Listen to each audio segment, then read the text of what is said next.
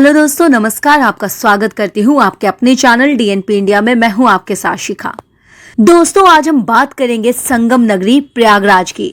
जी हाँ दोस्तों, वहाँ जम्मू कश्मीर के उधमपुर में तैनात भारतीय सेना के एक हवलदार की हत्या से सनसनी फैल गई है। सेना के हवलदार की हत्या से परिवार में कोहराम मचा हुआ है। पूरी घटना धूमनगंज थाना क्षेत्र के टीपी नगर इलाके में देर रात एसटीपी के पास सूखे तालाब की है। शुक्रवार शाम लगभग 8:30 बजे अपनी कार में हवलदार आशुतोष सिंह जान पहचान की एक 20 साल की लड़की के साथ टहलने और उसे समोसा खिलाने निकले थे। रात लगभग 10 बजे लड़की ने ही आशुतोष सिंह के परिजनों को सूचना दी कि वो गंभीर रूप से घायल हो गए हैं। इस सूचना पर परिजन और पुलिस मौके पर पहुंची, जिसके बाद घायल हवलदार को पहले निजी अस्पताल और बाद में मिलिट्री अस्पताल में भर्ती कराया गया। लेकिन मिलिट्री अस्पताल के डॉक्टरों ने 38 साल के हवलदार आशुतोष सिंह को मृत घोषित कर दिया। के बाद मृतक आशुतोष सिंह के पिता अशोक कुमार सिंह के धूमनगंज थाने में आशुतोष के साथ मौजूद लड़की के खिलाफ हत्या और साजिश करने का मुकदमा दर्ज कराया। पुलिस मुकदमा दर्ज कर मामले की छानबीन में जुट गई है। धूमनगंज थाना पुलिस ने लड़की को हिरासत में लेकर जहां पूछताछ कर रही है,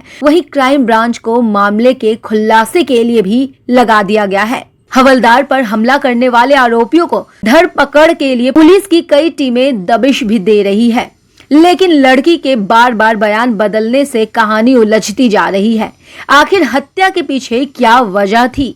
लड़की अब अपने साथ गैंगरेप होने की भी बात कर रही है, जिस आधार पर पुलिस ने लड़की के कपड़ों को सुरक्षित करा लिया है और उसे मेडिकल के लिए महिला कांस्टेबल के साथ अस्पताल भेज दिया है। वहीं एसपी सिटी दिनेश कुमार सिंह के मुताबिक पूरे मामले में परिजनों से बातचीत कर और जानकारी जुटाई जा रही है। गौरतलब है कि आशुतोष सिंह जम्मू के उधमपुर में तैनात था और 2 जनवरी को छुट्टी पर घर आया था। आज ही उसे वापस जम्मू जाना था, लेकिन उससे पहले ये वारदात हो गई। मृतक के पिता पीएससी में थे और लड़की के पिता भी पीएससी में कार्यरत है। दोनों परिवारों के बीच पुरानी जान पहचान भी थी। लड़की का ये भी कहना है कि उनकी मां की मौत हो गई है और उसके पिता उसकी देखभाल नहीं करते हैं, जिसके चलते आशुतोष के परिवार से उनकी नजदीकी बढ़ गई थी। फिलहाल पुलिस मामले की सेना से जुड़े होने के चलते आरोपियों की धरपकड़ में जुट गई है। तो चलिए हम आपको सुनाते हैं इस मामले से जुड़े परिजन और पुलिस के बयान को। बिल्कुल अर्ली मॉर्निंग एक तहरीर श्री अशोक सिंह हैं, उनकी तहरीर आई थी जिस पर अभियोग पंजीकृत किया गया है 302/120 का। उन्होंने उसमें आरोपित किया कि शाम को 8:30 बजे अपने निजी कार से जो उनका बेटा मृतक आशुतोष सिंह घर से निकला था और साथ में एक लड़की जो पास की ही रहने वाली है उनके साथ गई थी। और वो फिर देर रात को जानकारी मिली कि उनको वहाँ पे कुछ लोगों ने मार पीट कर दिया उनके साथ और उनको हेड इंजरी आई है।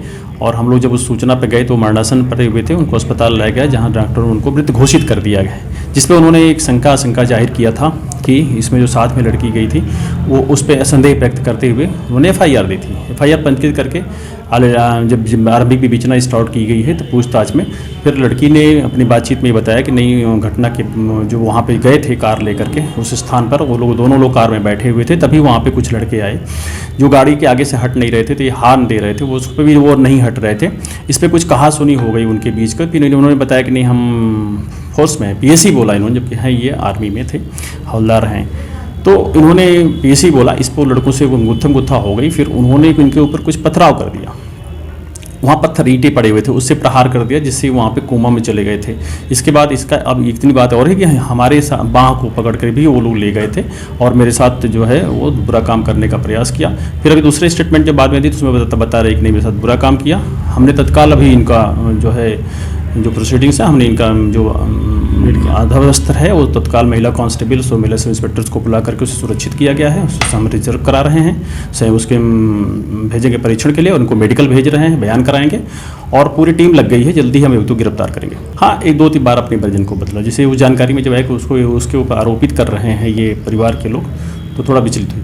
थोड़े आसपास इन दोनों लोगों का घर है, जो मृतक आशुतोष सिंह है और बच्ची का घर है वो आसपास ही है, थोड़ी दूरी पर है। बता रही है कि इनके फादर है जो लड़की के पीएससी में रहते हैं, थोड़ा देखभाल कम करते हैं, जिसके वजह से जब भी कोई समस्या आई तो वो इनके यहाँ चली गई और ख़ास तौर से वो नल ख़राब हो जाता था, उसका नल ख़राब हो जाता था तो जा कर के इनके यहाँ से पानी वानी लाना था। उसी में बातचीत हुई थी, उसी सीक्वेंस में इनसे कुछ परिचय बढ़ा। और ये बेसिकली लोग बलिया रहते थे, यहाँ कुछ ही दिन पहले आए, यहाँ पे थे, इनके फादर की वहीं पे मकान है और उसी मकान में रहते थे। तो इस संपर्क जैसे इनका बढ़ा है आने जाने में, तो शाम को उन्होंने आशुतोष सिंह ने, जैसा कि बच्ची का कहना है, कि ये बुलाए थे कि चलते हैं कहीं घूमते हैं और कुछ समोसा वोसा खाते थे। इसने घर पे जो और बहनें रहती उनको कहा कि हम लेके आ रहे हैं समोसा मोमोज वगैरह लेके आ रहे हैं, तो उन लोग के लिए तो घर से निकले थे ये लोग, दोनों लोग साथ में। असल में कल रात की बात है। कल 10 बजे करीब में फ़ोन आया हमको, वहाँ से एक अननोन नंबर कॉल आया कि भाई साहब को यहाँ कोई मार के खून बह रहा है, आके देख लीजिए। तो पहला कॉल नंबर में हमारा ही नंबर था, हमारे पे कॉल आ गया। तो हम उसको घटनास्थल पर पहुँचते 10:30 हो गया। तो वहाँ देखे तो ब्लड और सब सूख साख गया था, तो बॉडी गर्म होने की वजह से हमने उठा कर लेके चले गए हॉस्पिटल में।